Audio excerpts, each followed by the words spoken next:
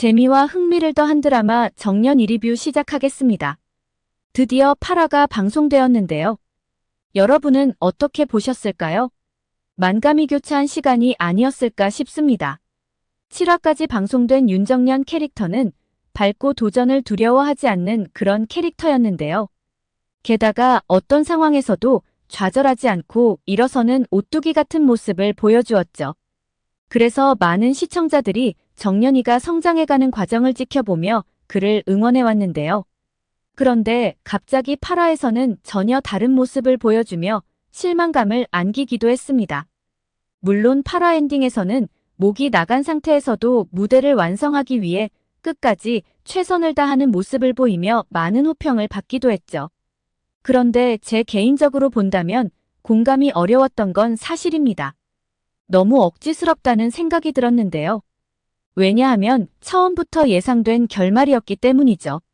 잘 나가던 드라마가 왜 이러지라는 생각이 들며 좀 짜증스럽다는 생각이 더 많이 들었는데요. 강소복을 비롯해 많은 사람들의 만류가 있었음에도 고집을 꺾지 않는 아나무인의 모습은 짜증스럽게 다가왔죠. 특히나 소리를 하는 사람에게 있어 목은 너무나 중요한 부분인데요. 명창으로 통하던 채공선조차도 목이 부러짐으로써 소리를 그만두고 세상에서 자취를 감췄던 사실도 그가 알고 있기 때문이죠. 물론 원작의 긴 대본을 짧게 압축하다 보니 이런 현상이 생긴 것이 아닌가 싶기도 합니다. 7화 자명고 무대에서 군졸역을 맡았던 정년이는 무대에 지나치게 몰입한 나머지 자신이 주인공인 상황을 만들어버렸는데요. 다행히도 해랑이 상황을 잘 수습하며 무대를 무사히 마칠 수 있었죠. 이에 격분한 강소복은 정년이에게 더 이상 자명고 무대에 설 수 없다고 통보를 했는데요. 처음에는 자신이 뭘 잘못했는지 알지 못했으나 이내 깨닫게 되었죠. 결국 무대에 더 이상 설 수 없게 된 정년이는 이 기회를 전체 캐릭터를 연구하는 시간으로 삼게 되는데요. 그리고 각 배역의 대사를 외우며 연기 연습을 하죠. 준비된 자에게 기회가 온다고 했던가요? 구슬아기 역을 맡았던 주란이 무대에서 다치는 상황이 발생하게 되는데요. 이에 구슬아기 배역을 할 수 있는 대타가 필요하게 된 상황입니다. 그런데 이 역을 준비한 사람이 아무도 없었던 것입니다. 이때 정년이가 자신이 하겠다며 손을 들게 되죠. 강소복 또한 현재로서는 다른 방법이 없기에 결국 정년이를 무대에 세우게 됩니다. 구슬아기를 완벽히 소화한 정년인데요. 게다가 허영서가 자신의 대사를 잊어버리자 순발력을 발휘해 그를 구해주기까지 하죠. 강소복은 모두에게 실력을 인정받은 정년이 더 이상 보결로 있을 필요가 없다며 정식 연구생으로 인정하게 됩니다. 메란 국극단에서는 타국극단과 합동 공연인 바보와 공주 공연을 준비하는데요. 그리고 주인공 온달과 평강의 아역을 공개 오디션을 통해 선발하기로 하죠. 여기서 합격한 사람은 문옥경과 서예랑의 뒤를 이어 차세대의 스타가 될 거라고 공표합니다. 공개 오디션에서는 최고 성악가 한기주 딸과 판소리 명창 채공선 딸이 대결하는 걸로 비춰지며 많은 사람들의 관심이 집중되는데요. 한기주 또한 채공선 딸의 영서가 질 수 없다며 심지어 심사위원까지 맡게 됩니다. 오디션 준비를 위해서는 두 사람이 파트너가 되어야 하는데요. 정년이는 당연 주란과 함께 할 거라며 무척이나 기대를 하고 있죠. 그런데 예상치 못한 문제는 여기서부터 시작되는데요. 주란은 두 사람에게 프로포즈를 받게 됩니다. 바로 허영서가 자신과 무대를 함께 꾸밀 것을 제안한 것이죠. 주란은 예상치 못한 영서의 제안에 고민을 하기 시작하는데요. 그리고 그는 정년이 아닌 영서를 선택하게 됩니다.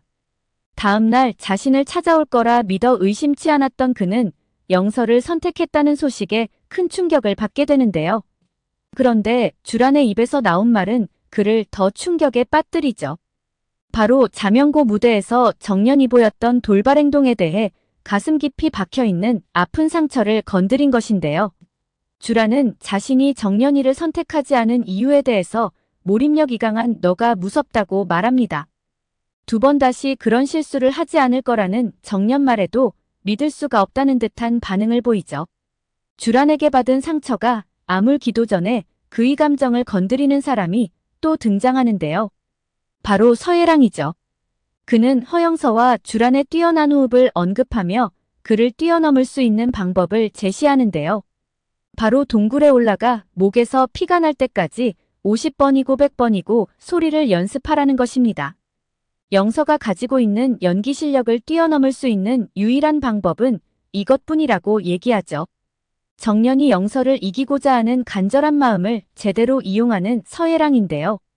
절친이던 주란이도 영서에게 가버리고 노래 빼고는 영서를 뛰어넘을 방법이 없다고 생각한 정년이는 결국 서예랑이 놓은 덫에 걸려드는데요. 초록이와의 연습을 제쳐두고 몇 날 며칠 새벽부터 일어나 동굴 노양하죠. 그곳에서 아침부터 늦은 시간까지 목이 터져라 득음을 위해 소리치죠. 강소복은 우연히 정년이 소리 연습하는 것을 목격하게 되는데요. 그리고 깜짝 놀라 달려오죠. 그리고 이때 한 사람을 떠올리는데요. 바로 채공선입니다. 채공선 또한 최고의 자리에 있다 보니 잘해야 한다는 생각에 높은 불안감이 있었던 것으로 보이는데요. 그러다 보니 불안감에 쫓긴 채공선이 무리하게 목을 써 연습을 하게 되죠. 위험하다고 말리는 강소복을 향해 이 자리에 있어 보지도 않은 너가 뭘 하냐며 흥분해 소리치는데요.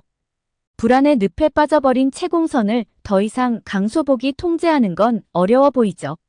그 모습이 바로 지금의 정년이의 모습과 똑같아 보입니다. 한마디로 모전여전인 것입니다. 허영서 또한 정년이 매일 동굴에서 소리 연습을 한다는 소리에 한 걸음에 달려오는데요. 위험하다고 아무리 말려보지만 모든 걸 가진 너가 뭘 하냐며 오히려 화를 내죠. 급기야 당일 오디션장에서 제대로 된 소리를 내지 못하는 결과를 낳게 되며 모두를 안타깝게 만듭니다. 그리고 결국 무대에서 피를 토하며 쓰러지죠. 주란은 이 모든 것이 자신 때문이라고 자책을 하게 될 것 같은데요. 사실 그 시발점은 분명 주란의 배신이었죠. 정년은 자신 때문에 자명고 무대를 망칠 수도 있었다는 사실에 큰 트라우마를 갖게 되었는데요. 그리고 마음을 다잡고 새로 시작하는 중이었죠. 그런 트라우마를 자신에게 있어 유일한 절친인 주란이 건드려버린 것입니다. 이로 인해 아무것도 가진 것 없이 상경했음에도 높은 자존감 하나로 버티던 정년이었는데요. 그런 그의 자존감이 한순간에 바닥으로 떨어진 것입니다. 주란이 정말 잘못한 것은 바로 이것인데요. 물론 정년이 아닌 영서랑 충분히 할 수 있습니다. 하지만 정년이가 아닌 영서를 선택하기에 앞서 정년이에게 충분히 상황 설명을 했어야 하는 것이죠. 당연히 자신을 선택할 거라 생각했던 정년 입장에서는 엄청난 배신감과 상처가 아닐 수 없는데요. 더구나 주란을 기다리고 있는 정년이에게 주란이 영서를 선택했다는 소리를 초록이로부터 들은 것입니다. 주란은 정년이와 맹세를 했었죠. 아주 오래오래 함께 국극을 하자고 말이죠. 그리고 언젠가 자신이 여자 역할 그리고 정년이 남역을 맡아 무대에서 함께 하자고 말했는데요. 이 말들은 빈말들이었던 것일까요? 어쩌면 서혜랑보다 더 나쁜 캐릭터가 아닌가 싶습니다. 자신의 필요에 따라 사람을 갈아타는 기회주의자인 것이죠. 예고편에서 더 이상 소리를 할 수 없다는 판단을 받게 된 정년인데요. 어떻게 하면 소리를 할 수 있냐며 절규하는 듯한 모습을 보이죠.